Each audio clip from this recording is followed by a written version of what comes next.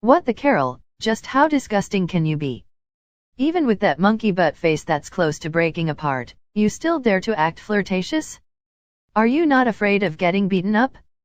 However, Carol was completely clueless and decided to throw a wink at the uncle.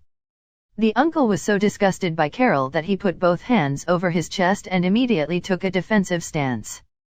The knot in his throat dropped fiercely and the uncle kept glancing at Carol as if looking for something. After a while, he spoke in a trembling tone, "You mean, you were born like this?" Advertisements. Carol nodded her head.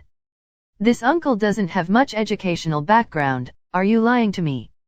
I'm not lying to you. Really, such a pitiful child, the goddess has made such a big joke out of you. How did you grow up like this? I couldn't even find any good-looking part on your face. Uncle wiped the tears in the corner of his eyes and said with pity. With his compassionate tone and sincere tears from the corner of his eye, if I didn't know his true identity, I would definitely have thought he was a good, compassionate uncle one. Just how pitiful does Milord think this lady is to make Milord so sad? Carol tolerates his words with twitching cheeks and gritted teeth.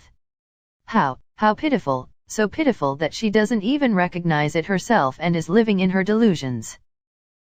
Carol rolled up her sleeves and just before she rushed over, she was struck with fear after comparing her thin arms and legs with the uncle's tough and stocky build.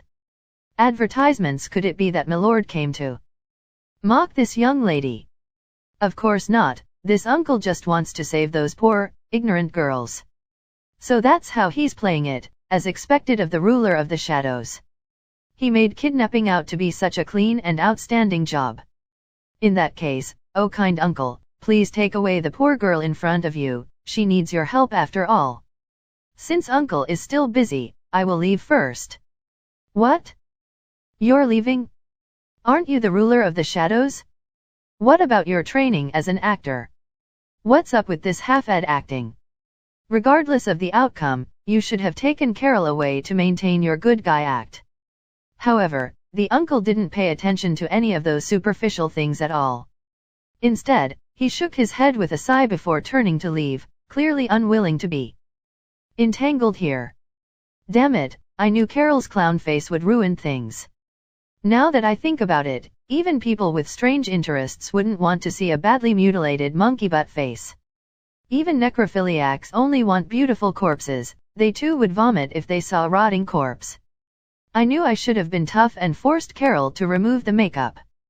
Seeing that the uncle was about to leave, Carol was stunned for a few seconds, and then jumped the uncle using one of her signature moves, holding his legs.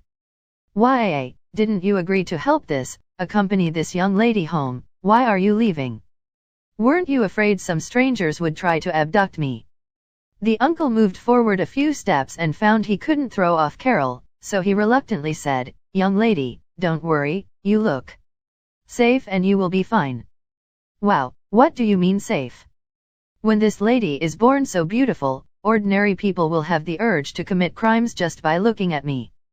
What you said, their urge to commit crime stems from looking at you and welled up the desire to step on your face, the uncle continued while trying to pull his legs from Carol's clutch. Besides, that face might actually look better if you kicked it.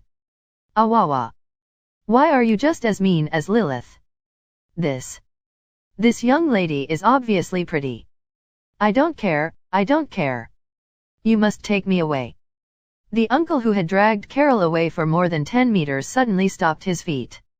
He turned his head to look at Carol's face and said to her with a questioning expression, "Young lady, have you fallen for uncle?" Yuck, now it was Carol's turn to feel sick. This chapter is provided to you by Relibrary. Please visit Relibrary to show the translators your appreciation. Advertisements. Then the uncle quickly pulled his legs out of Carol's grasp while she was momentarily distracted and leaped away with battle chi on full force. He disappeared in merely a few moments.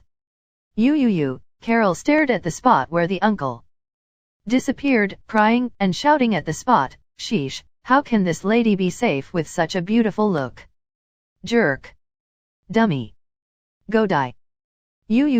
What if the plan fails now?" I sighed, and just as I was going to comfort Carol, I heard the sound of another's footsteps from the distance where the uncle disappeared. and this time the footsteps were not alone.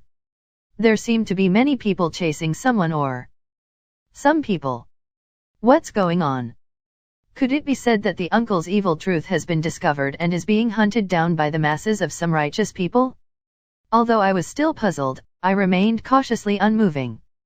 The uncle came out of the shadows, and the candle on his hand actually didn't go out even when he is running so wildly. It illuminated the uneasy face of the uncle as he grabbed Carol's hand and said, "Follow me." Huh? Ah. Carol didn't seem to understand the situation, and asked ignorantly, "Follow, where?" The uncle grabbed Carol's hand and dragged her along. His tone of voice was anything but calm. "There is no time to explain now. If you don't start running, we won't be able to get away anymore." Hee, there's no way to run anymore. Multiple footsteps sounded, and several figures in black clothes surrounded Carol and the uncle.